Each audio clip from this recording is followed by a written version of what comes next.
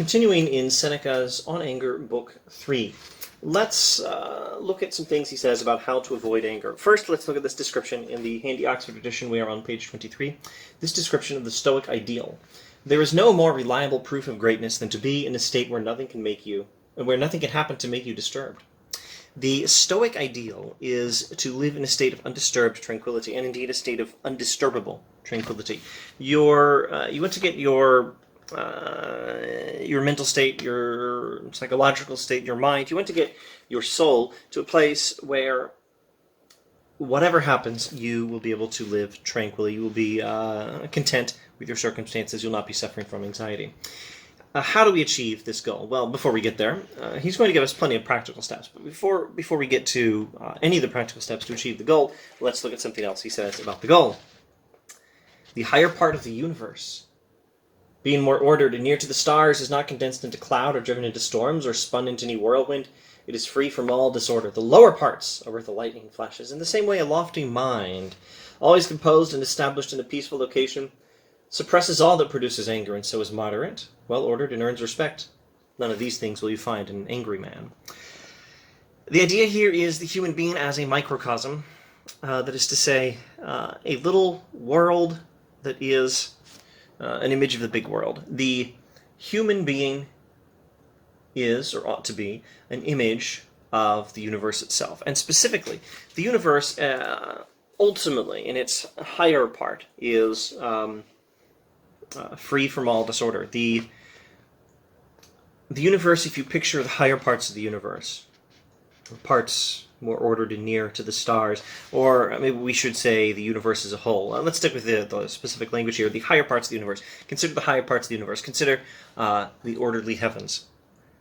These are undisturbed. The universe, in its higher part, is undisturbed, and human beings should be the same as well. Now, the lower part of the universe may be disturbed. Down here on Earth, there may be storms, there may be lightning, but just as the higher part of the universe is undisturbed, no matter what may happen here in these lower terrestrial levels, the human being, no matter what may happen, for example, in the body, can achieve a state of undisturbed tranquility. So the soul should imitate the higher part of the universe and aim to achieve that sort of tranquility. Now, how do we do that? Well, there is rather a lot of practical advice. I don't know that it's even... Well, I suppose it might be possible to list everything, every single piece of practical advice in this book, but it would probably be a rather long list. Let's look at a few interesting ones that come to the fore.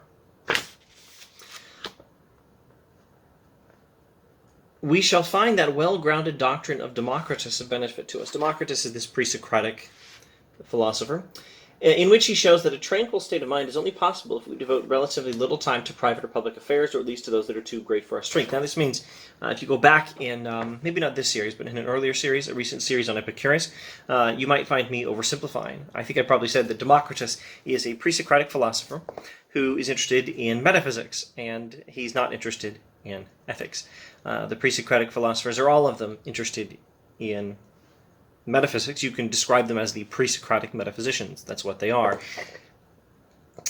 But it's perhaps an oversimplification to say they're not interested in ethics. Now, I always remember that some of them are interested in ethics. There's some ethics in... my brain almost went to Heidegger. Wrong name. Heraclitus.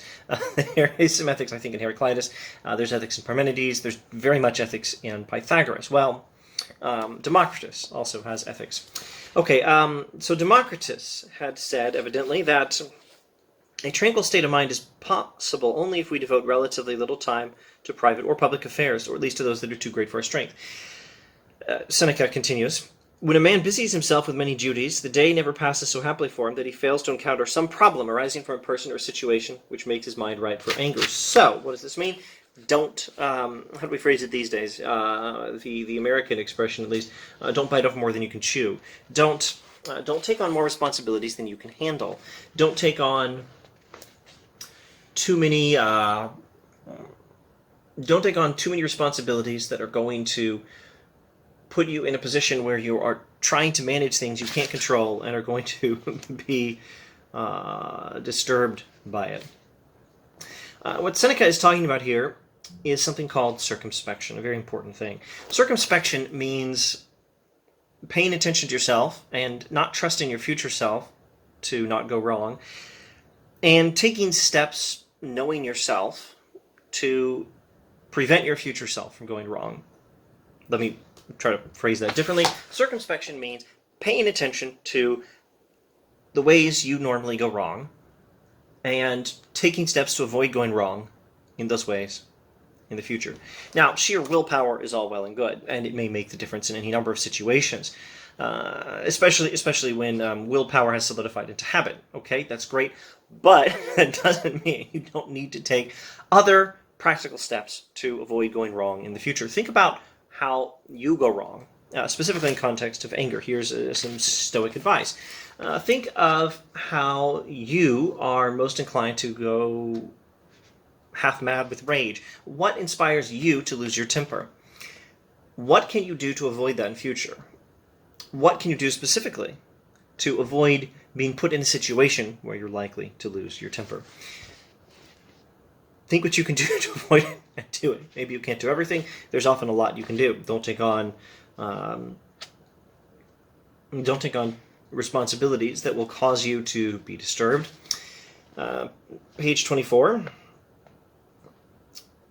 Tasks that are straightforward and manageable yield to the control of the doer, but those that are weighty and beyond the doer's capacity are difficult to master. And if they are tempted, they weigh him down and run away with him, and just when he seems to have them in his grasp, down they fall, bringing him down with them. So it happens that the man who does not attempt easy tasks, but wants what he attempts to be easy, is often baffled in his wishes. Do not be a person who wants his or her work to be easy, but attempts very hard things. Do not let your work exceed your expectations in terms of how difficult it is. For if you fail in the task, the regret this causes will make you bitter, he says. Accordingly, let our activities be neither trivial nor bold and overambitious. Let us keep our hopes within sensible bounds. Let us attempt nothing to make us wonder later at our success, even should we succeed. Now, not everything in philosophy will correspond to something as awesome as the Dilbert comic strip.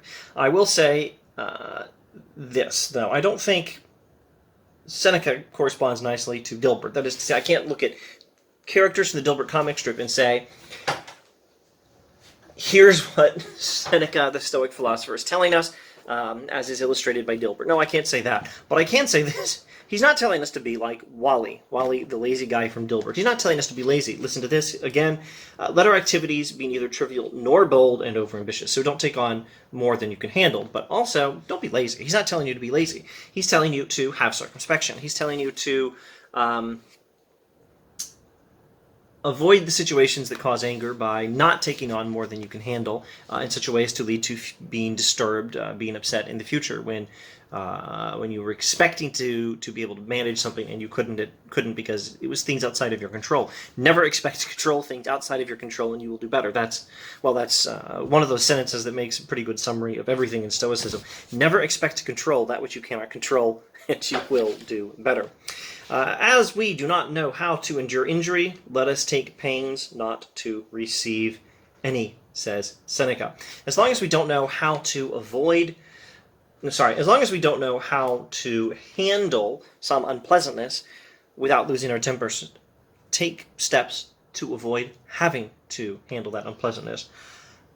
Avoid the temptation to anger in the first place. Avoid even going into a situation where you might lose your temper.